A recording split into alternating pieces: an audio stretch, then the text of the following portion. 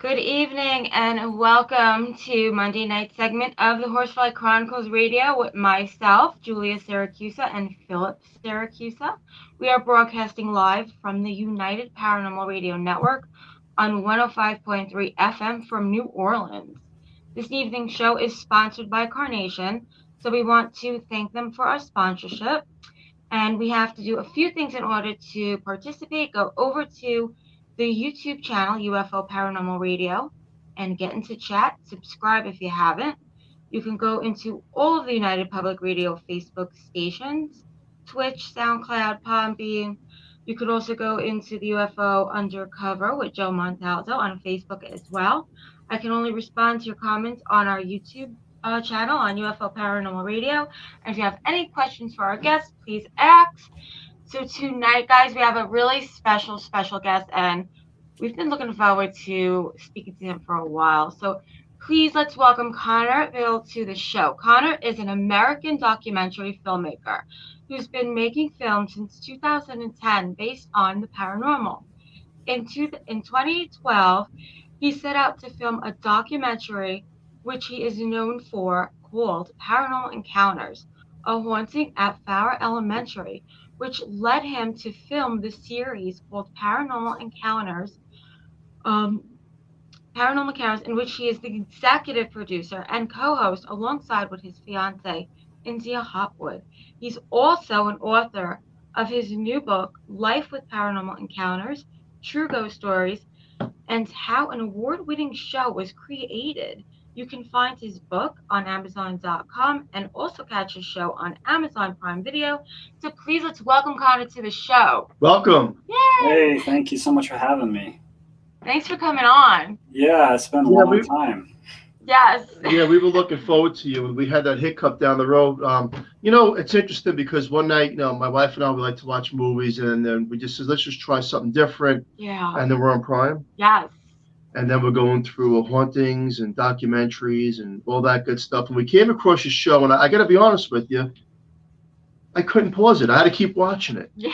And the reason I was gravitated to the show, I found it different, unique, and interesting all at the same time, the way you were going about it. And I was like, wow.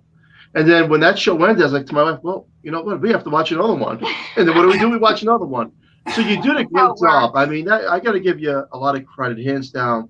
Thank you. Filming and the locations, that must take a lot of work. Oh, it takes so much work. And I couldn't have done it without India either. She helped me start back up the show in 2019. And, we've done a lot of episodes, and it takes so much work. We spend hours every night trying to get, some kind of evidence. And some episodes we put out, we don't have any evidence. It's just how it is with the paranormal. Yeah. So I really like what you did and you're doing, and you have something good there. And I mean that. I've been in the paranormal for a while, and for me to want to watch a separate episode and a third, I'm like, wait a second, this guy's got something here. Him, and that's your girlfriend? Yeah, she's my fiance, India. Okay. Yeah. So India, right? Yes. India, you're doing a great job too. Yes. You're listening to this. Yeah, I mean, and she was interesting too because she was actually. She's very good. Is she a psychic? Yeah. She doesn't claim herself to be one, but people say in our episodes that we've done, especially St. Alvin's episode that we filmed at, they say that she's more of a sensitive, kind of thing. Yeah, because you can see on the show she has abilities. So what we like to do is, for our guests and our listeners out there, can you take us to the beginning of your journey, how you got started and all that good stuff? And pretty much I like to start like anything in adolescence years when you were growing up, encounters with the unknown. Yeah. So the earliest experience I can remember is when I lived in a house in Goshen, Indiana. It's this old white Victorian house. And the house I lived in, the street was actually named after the guy who built and lived in the home. And my first experience came to me one night when I was about 8 years old. I shared this bedroom with my brother on the second floor. And my bed was positioned on this wall, and his bed was positioned against the opposite wall. And my bed frame was against a wall with a closet door that connected my room to my parents' room. And we never used that room. It was mostly used for storing blankets or just her craft stuff. My mom used to do crafts. And one night I was trying to fall asleep. My brother was already well past asleep.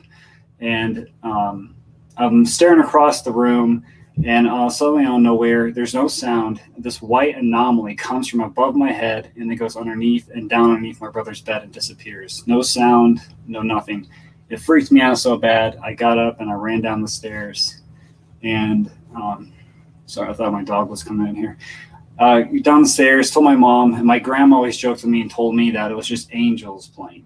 But then ever since that experience, so I could never explain it because I was just so young. I didn't know it was ghosts or nothing like that. I didn't know it was something paranormal, but I kept having experiences in the house. I could hear noises in the house. We found a weird basement room that was sealed off that we never knew about until my brother and I looked underneath the porch.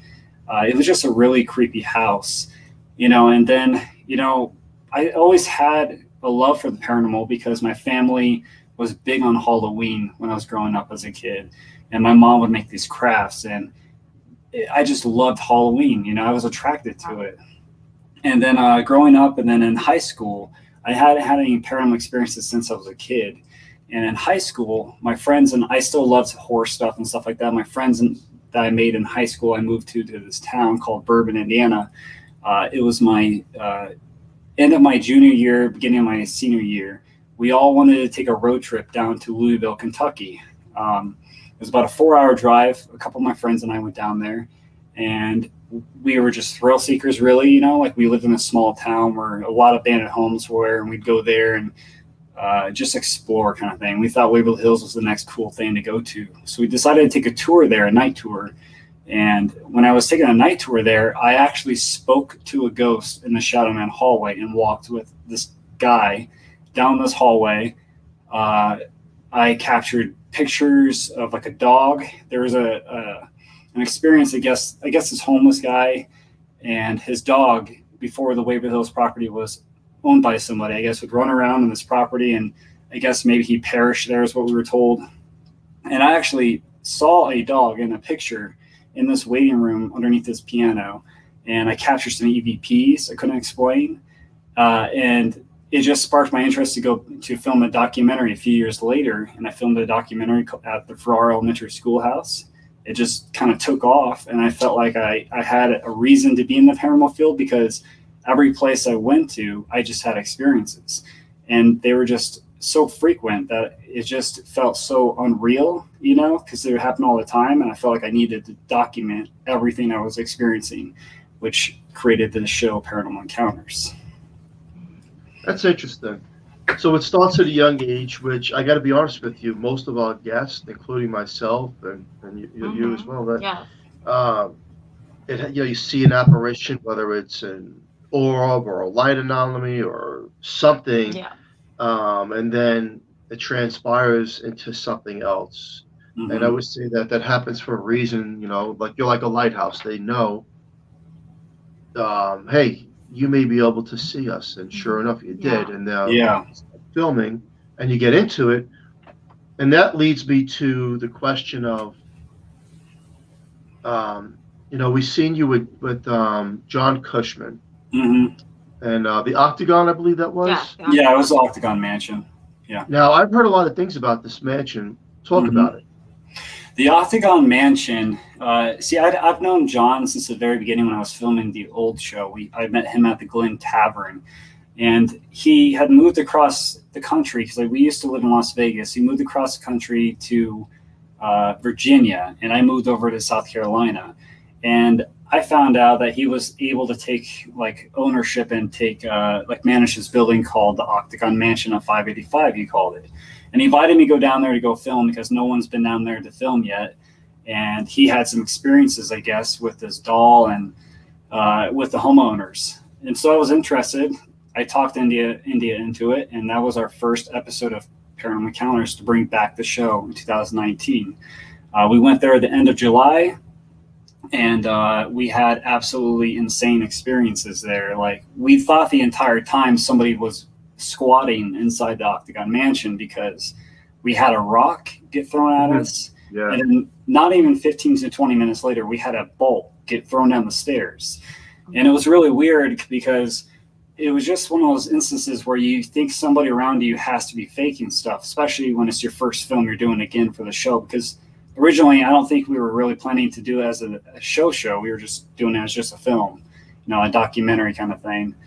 And the experiences there were just crazy. I guess there's so many different stories I've been hearing about the Octagon Mansion, like the history behind it. But I know it's from like the 1800s, and I guess a polio outbreak happened in Wytheville, Virginia, where this place is located at, and they say that people died there that had polio and stuff. There's just so many things I haven't really talked recently with John about for the history. So I know one part of that show, you ran upstairs and you really were convinced.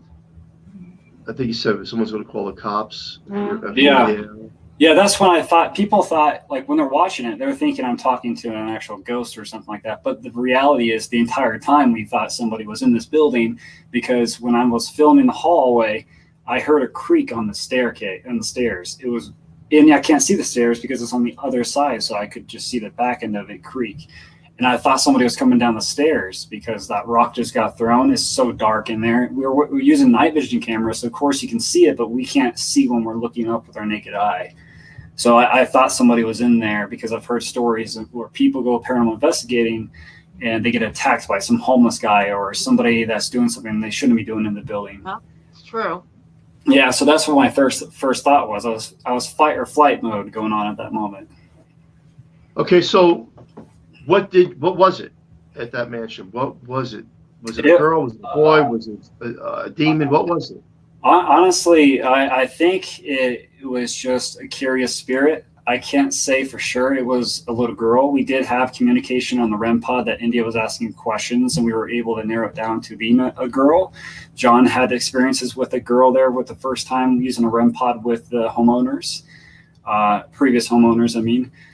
So honestly, I still don't really know. There's so many voices and experiences I had there that point to multiple entities. I don't think it's demons or anything like that. I think it was just the building sat empty for a while. It used to be a bakery and a restaurant and a bunch of other businesses. I mean, so it could have sat vacant for a while. That it just wanted to have some attention, I guess, towards it. It was there the whole time.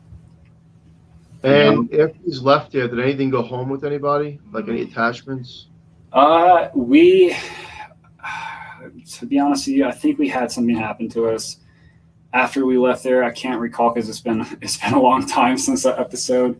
But I know that when we filmed some places, we've had some stuff follow us home for sure, especially mess with India when she's taking a shower. We've seen stuff like, I can't say it's the Octagon Mansion episode that this happened at. I know something happened not long after that, but India was taking a shower one day and the mirrors fogged up and there was a smiley face on the mirror. And she asked me if I put the smiley face on the mirror, but why would I put a smiley face on the mirror? So it's just some really creepy experiences we've had before with things we've brought home. That's scary. Yeah. What would you do if that happens to you? I don't know. That is pretty creepy. Yeah, we've even had knives crossed, like if you can even see it, like this on top where the blades stick up. We've had that twice happen where they just randomly on the counter and then they're crossed with the blades facing up. We've had really weird stuff happen from filming. Wow. Let me ask you a question. So if you have things that follow you home, what do you guys do to protect yourselves and to maybe, get rid of whatever it is? See, we sage the house sometimes when we feel like negative, I guess, but like I personally don't really do any protection rituals, honestly. I feel it's, like everyone has their own opinions on how they protect themselves and stuff like that. But I think it's all to deal with my mindset, I guess, really my thought. Like if I think positive, nothing negative is going to really happen, if I bring something home. Because I invite it because I want to understand it more. I want things to happen at the house. Like we've moved into this new apartment. We already saw something the day 2 that we were here. India saw something when she was in the bathroom, cleaning the bathroom or sorting the bathroom, putting her stuff away from moving in from boxes. She saw something move out in the hall over here out here is our kitchen. She saw something moving in the kitchen. I'm sitting right here where we're at. I was playing a game. She thought I did that, and I didn't. I also saw something over this way last week or so. We have had some stuff happen here, but it's just sometimes just becomes normal, I guess, whenever we do have that experience. Mm-hmm. Yeah. So let's talk about India. What Yeah. what is our role and all that stuff, so that the listener can get a grasp on this? Yeah, she shares equal half of the show with me. She's a co-host of the show, co-owner to the show and stuff. Without her, I couldn't have done the show like we've done now. She's on important parts of the show. She introduced the portal to the show, which became a favorite device for people that watch our show. You might have seen it in the Octagon Mansion episode. She's just the other half. You know, she's the So woman she tries side. to make a communication link between the spirit world as you're recording. Yeah, because she used to work with children. So, like, if she connects more with children, I think, you know, like from what I've seen her do, like when we've gone to places, she's more sensitive to that type of stuff. And she used to help elderly folks. So I think she's more adaptable to understanding that. And that's why she has more communication. You know, like that's why she mostly talks sometimes when she does the portal, because she has more of a connection to that, I think. That makes sense. Yeah. So what piece of equipment do you like the best for the most validating evidence? See, the thing is, we're notorious for not getting is EVPs. I think EVPs would be the most definitive, because if you know exactly what your surrounding is, what's going on around you, and you have a voice going on in there, that's just something that absolutely can't be explained, because it's not something that's normal. You know, like I like using the portal on our show. That's something that I would say, if you see our show, that's what we use, is because I know how it's working, and I know what my situation is, my surroundings. So I know that what I'm hearing is evidence to me. And everybody who's watching may not agree with that, you know, when they're watching the show or whatever, because they're not experiencing and knowing the moments that lead up to what I hear. If that makes sense. Yeah. And to you or India, you know, when you leave an investigation, you go home, go to sleep, wherever you are and you sleep, do any of these spirits from the other side come into your dreams? I've had nightmares. Honestly, the last episode that we just filmed was our season finale. It was at the Malvern Manor, and I had straight nightmares for 2 weeks. For 2 weeks straight, I couldn't get rid of them. I don't know I can't remember exactly what they were about, but I've had that stuff happen, you know, before. So I mean, I've had them before when I went to the Sally house too. Oh. So I went to the Sally house, and then after that, I straight had nightmares for like a month. It wouldn't stop. Every night. Well, when you say nightmares, I can't recall if they were the same nightmares. I just know the feeling when I woke up from some of them. I couldn't remember. It's just like I don't know how to explain that kind of feeling. It's just a horrible feeling. Yeah. And I was gonna ask you what was the most intriguing haunted location that stuck in your memory bank? You're like, wow. Yeah. I always say this, so does India. It's the family's home that we investigated in South Carolina. We investigated a family's home that it was our second episode her and I ever did. And this family said they were having experiences. And the thing that comes to my mind is it could be something natural. These people may want attention, you know, like no one ever, I mean, it's not like they're using us to get viewers where we don't have that kind of an audience. So I'm just thinking to myself, maybe these people are, just having something natural going on.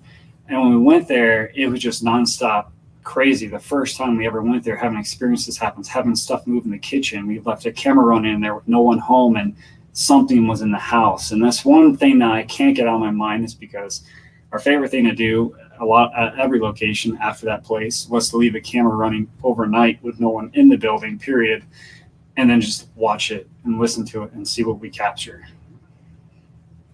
But it would be a family's home that we investigated called a haunted house. Okay. Was that that's the one in the basement? It doesn't have a basement, no. There was an episode in the basement. There's a basement at the Randolph County Infirmary. Okay. That one was is a really creepy place. It's in Indiana. Wow. Yeah. So, as a documentary person, you know, like you're filming. What's your thoughts? we go on after death? I think so, but I think that there's something that we all are missing. You know what I mean? In my opinion, I think that there's more to it than just dying and being a ghost. You know what I mean? I feel like there's something else. You know, like people have different beliefs. In there's heaven, there's hell, there's purgatory, there's whatever. You know, or you just don't go anywhere. And I feel like there is something because there's some explanation to what I'm experiencing. My experiences I've had in the paranormal that's not normal. So like, what is it? Even if it's not in an afterlife, what is that kind of experience? You know, but I feel like there is something when we do go because there's a lot of experiences I've had that point to that. Did you have a question? I want to know about the Sally House. Yeah, let's talk about that. All right. I'm very intrigued with that location. I read the book years and years ago. Was that Tony Pickman, right? Yes. How was that? How was that experience? It was really strange. I will tell you this.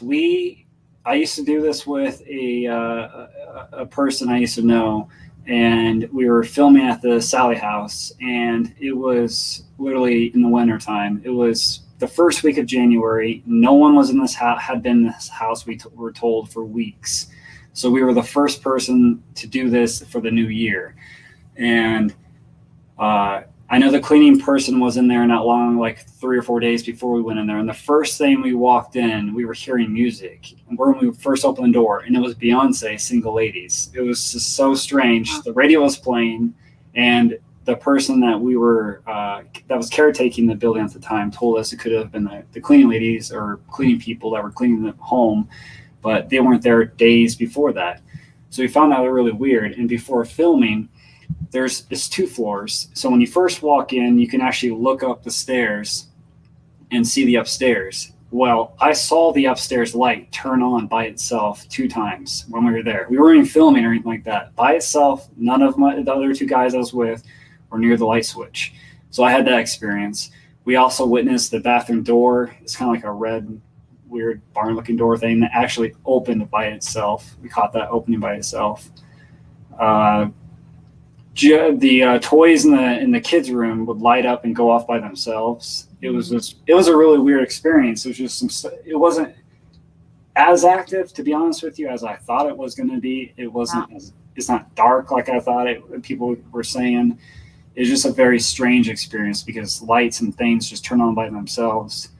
And that's really it that we caught there that I could really remember. Well, it takes a lot of energy. I mean, to us, it may not seem like much, but think about like how much energy from the other side it would take. And we've seen that firsthand. And I got to tell you that gives me the chills when a toy goes off by itself, sometimes without the batteries. I love that. You know, and you try to rack your brain, and part of you wants to sleep at night, like, you know what, it's all fake, it's make-believe, there's no such thing, I'm crazy, it's in my mind. Mm-hmm. And then when reality kicks in, you got that one eye open, you're like, wait a second, I know what happened. Oh, our favorite thing to use is the light-up cat balls. Have you guys seen those? What's that called? The light-up cat balls. These guys. Let me see. Let me get one that's not dead.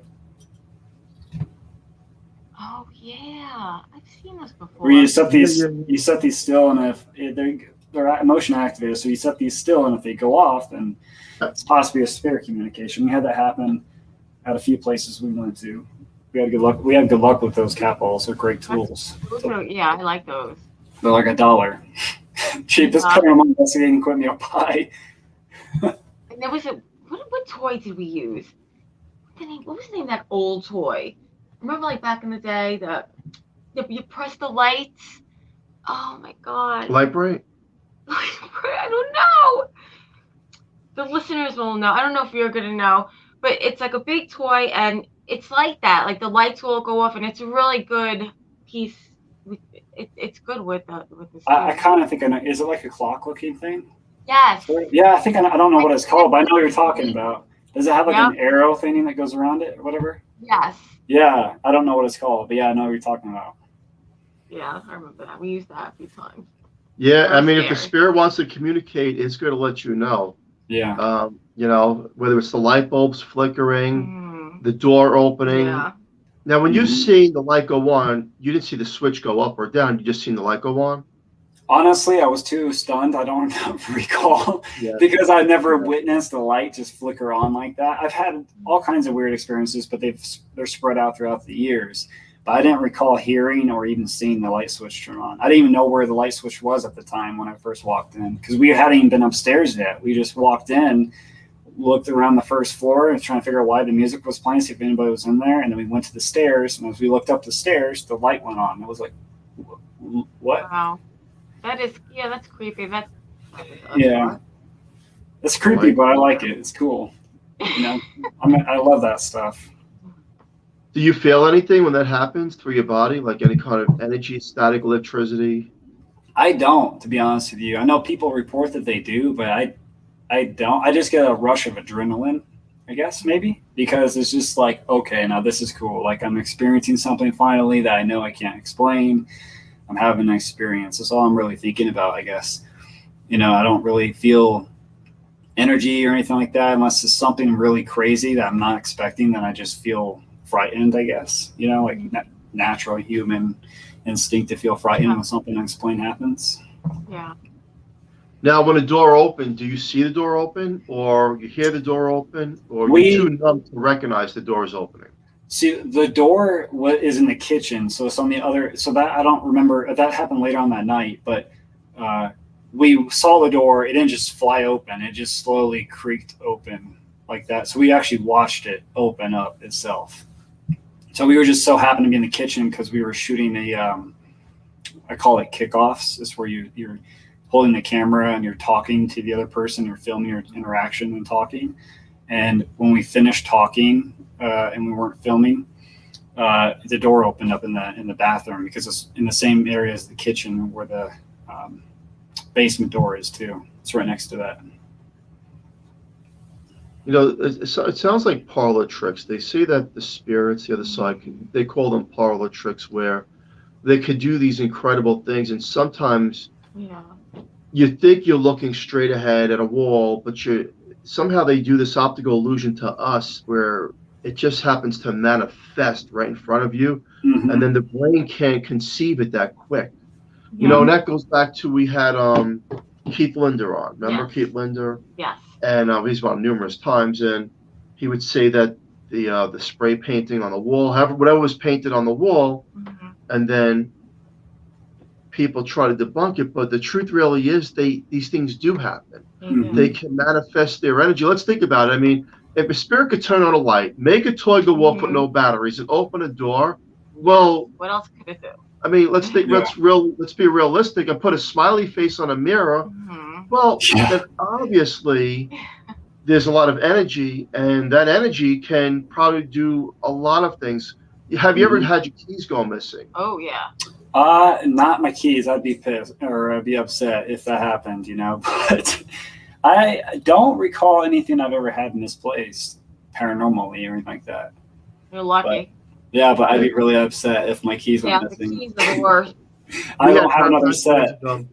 We had paranormal investigators come to our home when it was haunted, because it didn't haunt it no more. Yeah. And where's my keys? I can't find my keys. Anybody see my cell phone? I can't find it. And you think like, okay, well, it's either they're nuts or they're missing a couple. But the truth really is, sometimes these things were in a room where no one was even in the room. And it blows my mind still. Like, how is that possible? And your first reaction is to get mad, but you have to like really be calm, because that's what they want. They want to piss you off and make everybody fight. Well, then that brings out the negative energy, and then the negative energy will transpire into fighting, and then apparitions of the dark energy, the shadow people. Have you ever encountered shadow people?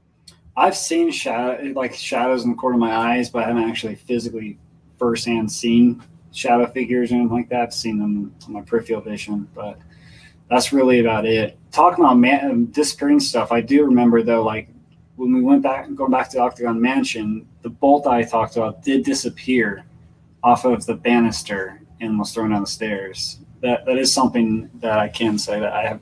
It's not mine, I own, but that is something I had an experience of it where it disappeared. I couldn't explain where it went, and it was just thrown. whatever. So They can make things, small things. I mean, obviously my car can't disappear and reappear somewhere No, else. but they could do something to your battery. I mean, Oh yeah, car batteries. car batteries. yeah, Like, we would have investigations, and then in the morning, like The car don't the start. car won't start. Like things like that, and it's, oh my God. So they use all the energy Yeah. when you're doing your filming. Do you ever notice that, like anything going dead, like your batteries on your phones? we have had batteries die really quickly before. I've actually had my car door unlock itself. When I was filming at the Edinburgh Manor, I had my camera and everything in there, and we were staying in this room called the Safe House. It's a totally separate building behind Edinburgh Manor, and locked my doors to my car because I had my camera I just bought in there, and I woke up in the morning and the car was unlocked. So I have had that experience before. It was really strange. It's not one of the ones where you could push a button. I had to manually push lock. It wasn't like an old car I had, but yeah. Yeah, that's things like that are creepy. When you know you lock the door. I mean, you had stuff in there. You know you locked the door and then it's open. But everything was safe in the car, right? Yeah, everything was still in the car, thank God. Yeah, everything was. I was just really upset because it was just like, what? I never had that experience before till that moment. Do you have any locations on your bucket list that you want to go to? Oh yeah, we're gonna plan to shoot season 4 to our show here soon, before the end of this year. And there are a few places around here that I want to go to that I found out about because we just moved to Colorado. So there's this big monastery, I guess, that I heard about that is massive. I want to go to and visit. Never been to a haunted monastery before. And then a few theaters that we're talking about going to. And then we're pretty much 8 hours from a lot of places that we want to go to. We used to live in South Carolina, and we were just so far from everything, and we did all the locations around our area that we could go to. So it's really nice. There's a lot of places we do want to go to that's within 8 hours from here. Good. I'd like to see you. I like your show and what you do. I'd like to see you eventually at the Winchester House. Oh yeah. Oh yeah, God, I wish I could buy that house. Yeah. All right. Yeah, I'd love to do the Winchester House. That'd be sweet. I'd probably get lost though. Yeah. If see the whole episode, India trying to find me. The doors that go to nowhere. Yeah. I would like to get lost in a house so the kids can't find me. Yeah. That'd be the best. Isn't that interesting? Like, the Winchesters, they had a lot of money. Yeah. But, and she was told through the spirits, through the Ouija board and whoever she was doing it with back in the day, that she needed to keep building the home, Yeah. Otherwise they were going to torment her. And look, she keeps building and building. So, and that's going back how many years, so the truth and the legacy, I do believe, being in this field, that, if death was caused by the Winchester gun, so many deaths, right? So then, there was payback, right? Yeah. There was sort of that payback, and now your money's going to be spent on keep building, keep the workers going, and I find that interesting. Let's talk about your book. Yeah, let's talk about that. So what inspired you? It's doing really good. You have great reviews, by the way, so congratulations. And what inspired you to write the book? I've always wanted to for years, but I just never thought anybody would be interested to read it, to be honest with you. And then towards the end of December or so, India kind of inspired me to finally just do it, sit down and just write my story, because I had so many things. There's so much drama in the paranormal field I see all the time. I've always stayed out of it, but I've always had my input and what I felt about the paranormal, like my experiences I've had throughout all these years and the things I've witnessed. And I wanted to, instead, make a crazy rant on Facebook. I wanted to make an actual book and talk about my experiences and what I've witnessed and what I feel about the paranormal and what I think it is when we do pass on. I love that. That's a good idea. And I thought it'd be cool to hear. My family's had some experiences too in houses when they were young, and I didn't know all of them. I knew that some of them that they told me about. So I had so much fun putting that also in the book and talking about those experiences, because I learned with people reading it as well. So that's good that you're doing that. Do you get requests from people that say, "Hey, we need help"? Not people that ask for help. Some people just say, hey, can you film in my location or something like that. Some people have asked us to film at their haunted place, or they've asked me about advice about paranormal stuff that they've experienced, or just some things that they've had going on, and just some advice, really. Okay. Also, I always talk about this on the shows, the pyramids. Like if you could have a film or do a paranormal investigation in the pyramids in Egypt, Wow. I know you. I mean, that would be like mind blowing. What would even transpire, right? Yeah, that would be really sweet. What I'd love to do, I think would be really unique, is to, if I were to do something like that in Egypt, is to learn that language that they would have spoken before they passed, and then communicate like that in a tomb like that, because it'd be more familiarized. But we would look so advanced to them anyways. It'd be kind of unique to see what kind of stuff, if you could capture something in a pyramid, Yeah. Well, yeah, think about the energy that's created there. That's. I would love to see that. Definitely. I mean, things untouched for thousands of years too. Oh yeah. Hey, so we're talking about paranormal and ghosts and recording. What's your thoughts on UFOs, aliens? I think there's UFOs. Honestly, I am intrigued by it. I used to live in Las Vegas, and I've seen some weird stuff, but I've never had a ground experience. I've seen stuff in the sky that only a few times in my life that I couldn't explain, but I do think that there is something beyond Earth. I just think that there's more that people that are higher up in the government know about that they're not telling people. But I think a lot of people couldn't handle it if they just came out and said that there's aliens. You know what I mean? I agree. It'd be too many conflicts with religion and other things like that, and beliefs. Yeah, I definitely agree with you. Have you ever thought about trying to do one episode on that, like where people say like Skinwalker Ranch? I have actually, and I just recently started getting into learning more about Skinwalker Ranch and more stuff like that. I have thought about doing UFO stuff, but I just haven't been able to really think about how I can make it different than other shows that are just strictly UFOs where they look in the sky. I'd rather have an experience on the ground, firsthand. I think those would be more intriguing than to see a UFO. Like, anybody can see something in the sky and really think it's a UFO and never know their entire life that it wasn't. I'd rather have and actually see it on the ground. I mean, there's no videos of people talking about them seeing a ghost, an alien on the ground and filming it. I think that'd be intriguing to see something like that. There's a rumor in Vegas out in the desert, not far from the Nellis Air Force Base, that there are actually the Greys that hang out there. And I don't know who told me this, but apparently they like strawberry ice cream from a specific brand, and you can always see those trucks drive out to the desert towards that direction in between these two mountain passways, but it's not far from the base. And supposedly some people that have worked at the base handle and deal with the Greys. It's a big rumor, especially Lake Mead. That's also part of Las Vegas. He better not be going to the store. He's going to go to the store now, buy strawberry ice cream. And I'm going to come out in the morning, and there's going to be strawberry ice cream everywhere outside. I think it's Breyers is the brand, is what I hear. And I think this is... They even have a brand. Yeah, they have a brand. It's obnoxious to hear something like that. I mean, if I go out there with an ice cream truck and make this investment, do the aliens actually pay for the ice cream? I mean, in our currency? I have no idea. Maybe they'll give you some space diamonds or something. I don't know. Yeah, because I don't plan on doing this for free. Aliens are not. You got to pay for it. Maybe you can trade and have them take you up in the ship or something, or see the ship. Yeah, a one-way ticket. He loves it. He loves to, he's very into all the research about aliens. So yeah. In fact, we had a guest on last week who says he can communicate with them. Yeah. Interesting. He does a show where he communicates with aliens. And I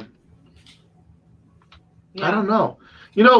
I'll tell you that I like what you're doing. I love the concept. The locations, and maybe, like you get in touch with a person like that says, whether we believe it or not, I can't communicate with aliens, right? Mm-hmm. And somehow you're doing your recording, your video recording as they're saying things and see what comes out of it. Mm-hmm. Like there's been places and locations where they bring old records and they ask the spirit, okay, we're going to go on the first floor, and on the second floor, can you put this song on? This is the song you used to like. And sometimes the music is playing, but actually the record wasn't turning. Oh. They would dress up like the old days. Boy. Like from the 1800s. Yeah. Oh, wow. Yeah, they do that in Gettysburg, too. Actually, the Hinsdale House, I think they did that, where they dressed up. Oh, I think they did, yeah. And it inspires the spirit, if it is that spirit. It makes sense, because, they going back to their time. Yeah. Look like, hey. Yeah. And I'm all about questioning the stuff in the paranormal, to be honest with you, too. Like, we all have our own beliefs in the paranormal, which makes it the paranormal field. We all have unified different beliefs. And I like to question all the beliefs. You know what I mean? That's how I think in the paranormal, too, is when you go into a location, you got to have an open mind. You got to have a healthy open mind. And you got to know that just because you had an experience last time doesn't mean it's going to be the same one this time, which is never going to be. But it's just healthy skepticism is what helps you push forward, I think, and not strive from following everyone's same belief of what the paranormal is. Like, if it's someone who passed away in a house, and this house was from 1800s, and this house gets torn down and it was haunted, where do those ghosts go? You know what I mean? Are they stuck in a home? Are they able to go anywhere? Are they staying in the room and watching you the entire time until they feel like they want to communicate? You know, I mean, there's so many things I question, and I always ask myself these questions because I think it's something interesting that we all should have an open mind and think outside of the box from the typical beliefs that we have in the paranormal. I agree. It's We're all interesting. learning. Yeah. I mean, it's interesting that you said that. So and I'm going to tell you, some of the people have been in the field a long time doing investigations. I asked that question. A house gets torn down. Someone was murdered in the house, and previous people have gotten, things and all that stuff, apparitions or recordings. But now it's a townhouse, a new condominium, something like that. What's interesting is this. Sometimes it still remains haunted, and they hear the people going up and down the stairs that don't exist. Mm-hmm. Because the stairs were there with the previous home, which leads me to believe and others to believe that it still does exist. You just can't see it, but it's still there. So when we, like residual energy, when the spirit crosses over and there's residual and you're capturing EVPs from what was like a recording, it's a belief that it's a pretty strong belief that it's still there. Yeah. The energy of that home is still there. Have you ever had that encounter where you might be in a newer location and you do hear things that it shouldn't even? There's like no someone stairs going up the stairs, but maybe like the house is just one floor. Like there's no stairs. Yeah, I went back to the Farrar Elementary Schoolhouse in 2017 or 18, and we used baby powder over in front of the doorway of the auditorium and actually captured a child's footprint that wasn't there when we put the baby powder down in the baby powder. And we also set up bells that were on both sides getting up onto the top third floor, and we actually heard them jingle when we were down the stairs. So we have heard footsteps. Indy and I were filming at the Randolph County Infirmary, and we were in the basement. It was dark, and we heard footsteps running behind us, which made me turn around the camera because I thought somebody, once again, was there that wasn't supposed to be. So we've had those experiences before where we've heard footsteps. Indy has actually smelled phantom cigarette smoke at the Randolph County Infirmary. You're not allowed to smoke inside the building. And it was just her and I there. And when we were packing up and leaving, the entrance down into the basement, she could actually smell cigarette smoke coming up in the air. There was no smoke. There was no smoke. None of us smoke either. So it's crazy to have that experience. But yeah, we have those experiences. Yeah. So there's multiple dimensions. We're in one dimension, then you cross over on the outside of a balloon, for example. There's your other dimension, and there's different layers, and it just seems like they still exist. They are still there. Yeah. I asked the question, especially like the Hinsdale House and other haunted houses around the world. we have guests on, I'm like, well, who do you think you're talking to? The Mhm. person that lived there back in the 1800s or something else? And they do feel like it's part of the person that lived there. Mm-hmm. It sounds strange, part of the person, but it's part of their energy Yeah. that is still Mm. existing within that time Yeah, and still doing what they're doing.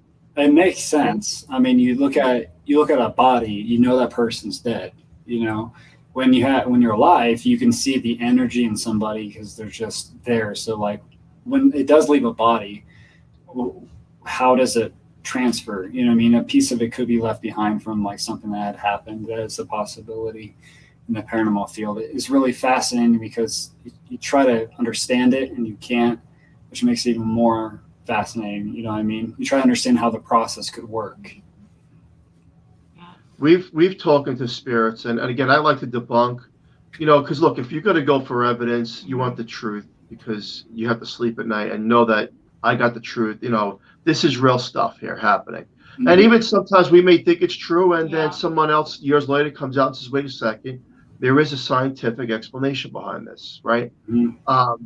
And I respect that. I'm all for that. But I do know from experiences that these things are real, Mm-hmm. right? They are real. I mean, a million people could tell me it's true, and I don't have to believe it till I experience it myself. Yeah.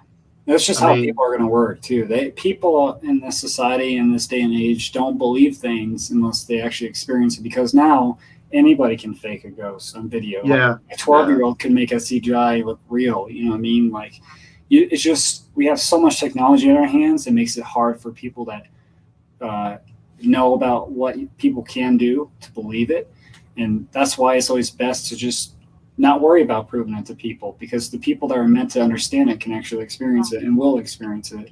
And people that watch the shows for entertainment, just watching for entertainment, they don't actually believe in it. They will never actually go to those places and do it.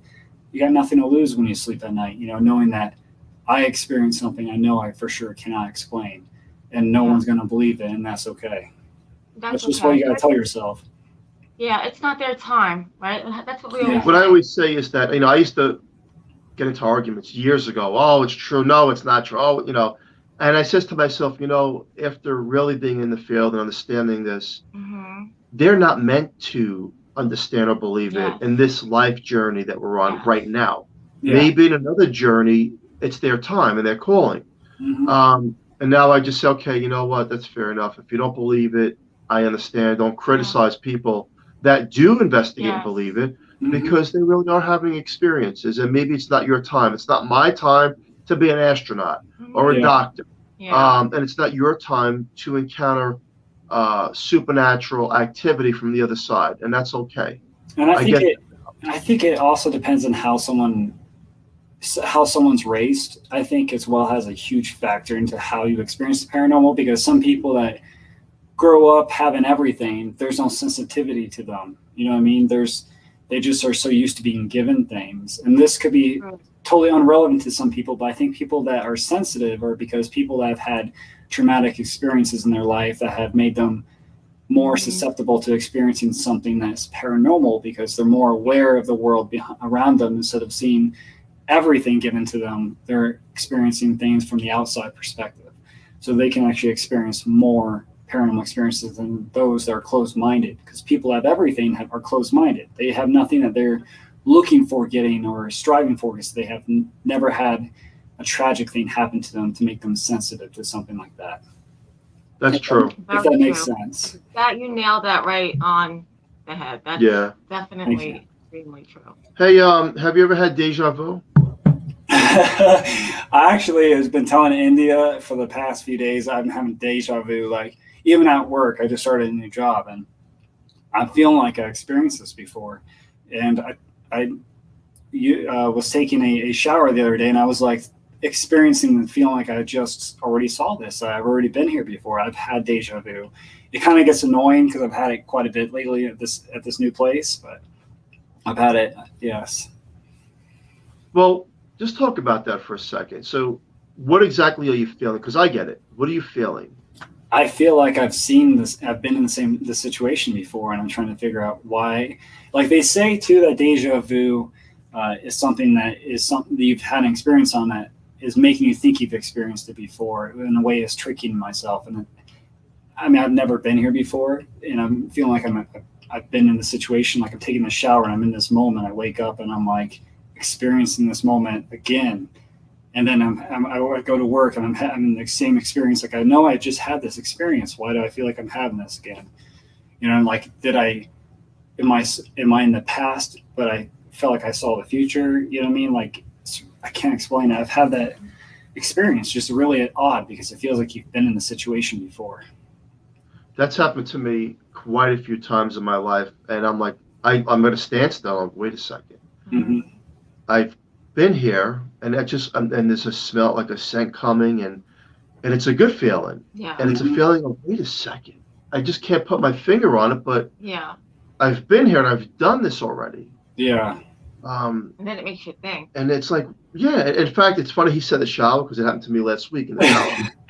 Yeah, it's weird. Maybe it's the water energy or whatever it is that helps these things, you know. But it did happen to me again, and it happens for like a minute, and where I get stuck into this.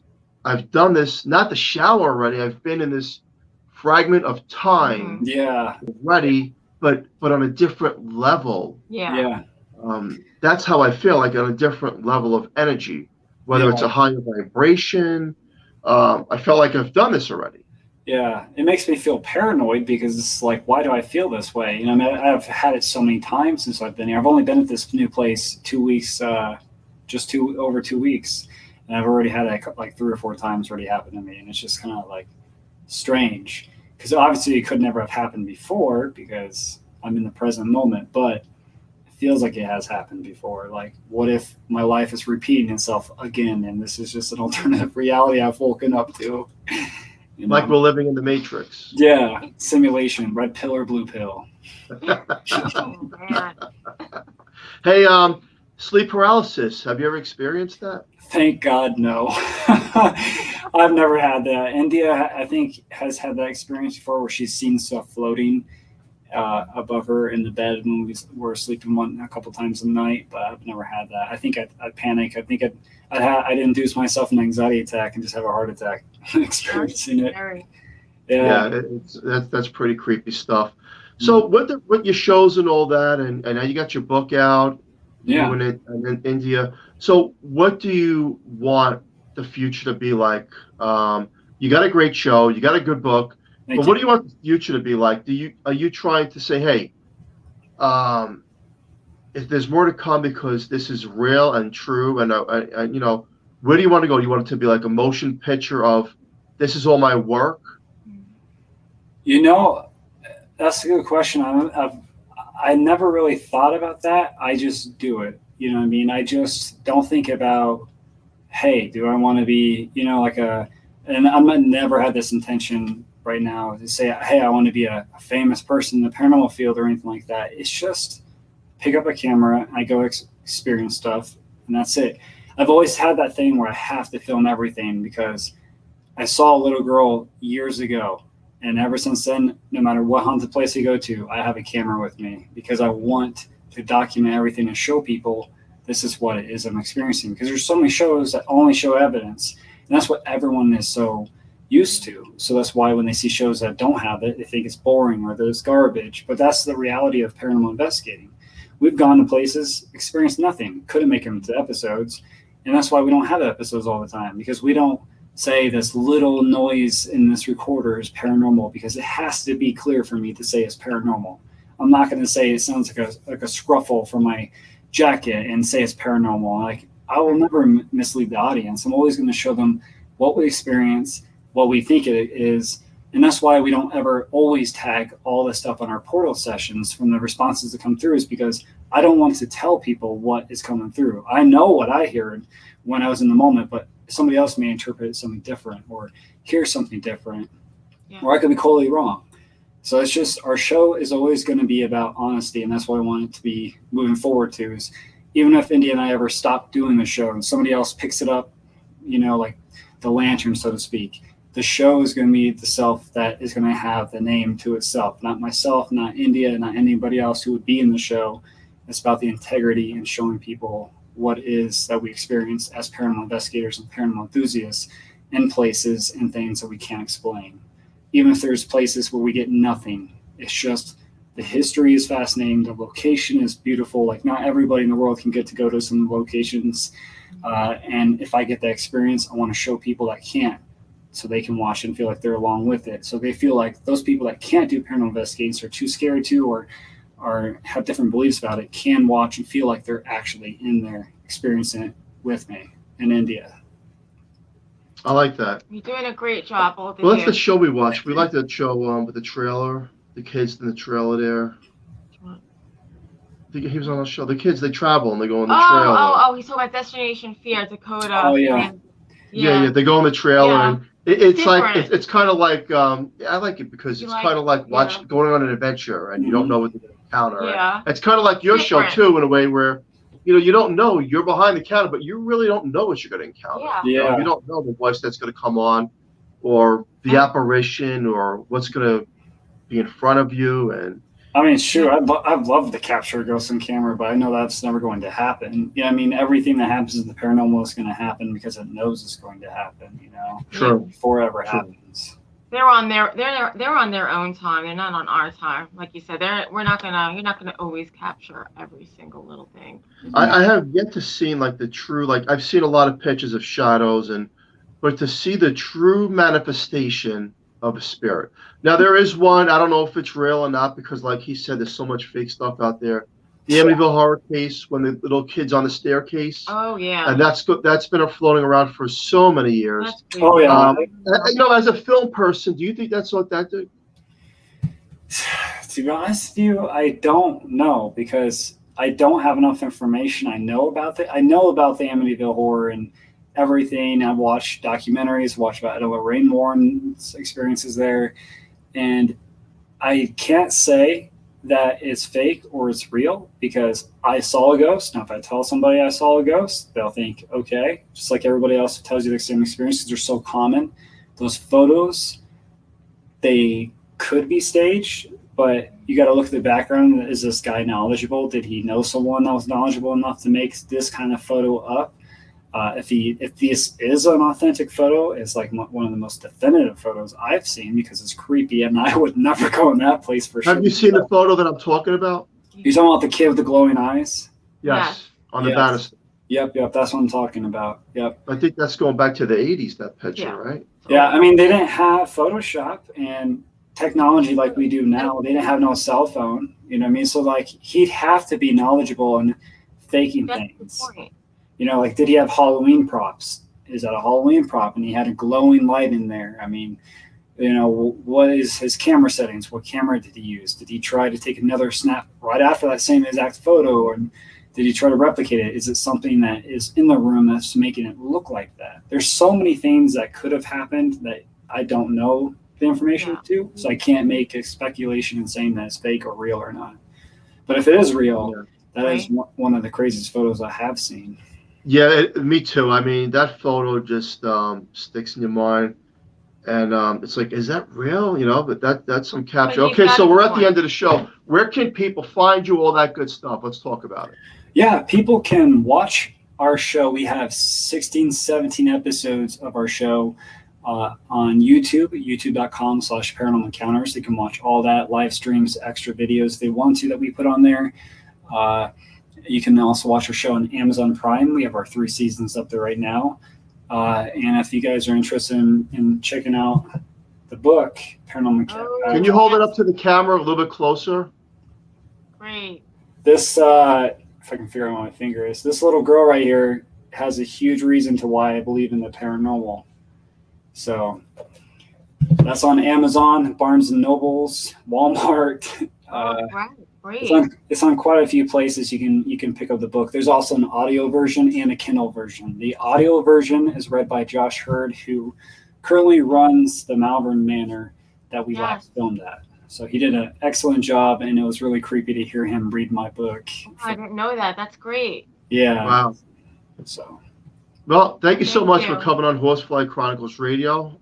This has been a fascinating It show really once was. again. Thank you. A I lot of really knowledgeable information and a lot of takeaways to the listener out there. This is a show where we pretty much get a little bit of depth on Yeah, certain I things. think we covered a lot. Yeah. So thank you so much for coming on, Julie. Thank Wrap you. it up. All right, guys. Well, special thank you to Carnation for sponsoring the show. We love them. And join us next Monday night on United Public Radio Network on 105.3 FM from New Orleans. Thank you, everyone. Thank you, our Thank you, guests, Connor. and India, and everyone. Have a great, safe night. We'll see you next week. Thank you. Bye-bye, everyone.